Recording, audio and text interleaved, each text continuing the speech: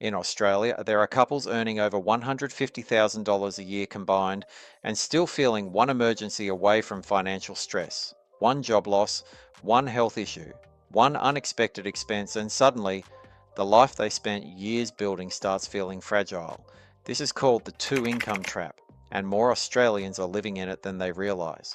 Most people grow up hearing the same advice: study hard, get a good job, find a partner, build two incomes, buy a home, and life should become easier. But for many Australian couples today, that's not exactly what's happening. Because two incomes are no longer just creating opportunities, they're becoming a requirement. A requirement for the mortgage, a requirement for childcare, a requirement for rent, a requirement for everyday life. And that's where the trap begins.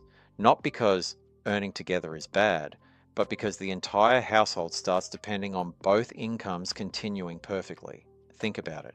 A couple earns good money together. They buy a home, move into a better suburb, build a comfortable lifestyle. Nothing irresponsible, nothing unusual. In fact, they're doing exactly what society encourages them to do.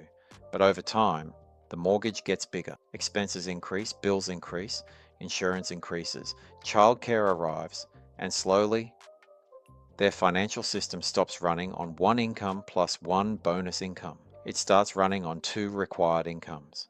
Now imagine one income disappears, maybe because of job loss, illness, burnout, reduced work hours, or a family emergency. Suddenly, the pressure arrives fast because when both incomes are essential, losing one doesn't just reduce comfort, it threatens stability. And that's why many couples feel stressed, even when they're earning good money. From the outside, people see the house, the income, the lifestyle, and assume everything is fine. But behind the scenes, many households are operating with very little margin for error. Financial stability used to mean having a safety net. Today, for many households, it means hoping nothing goes wrong. And those are two very different things because life isn't predictable. Unexpected things happen.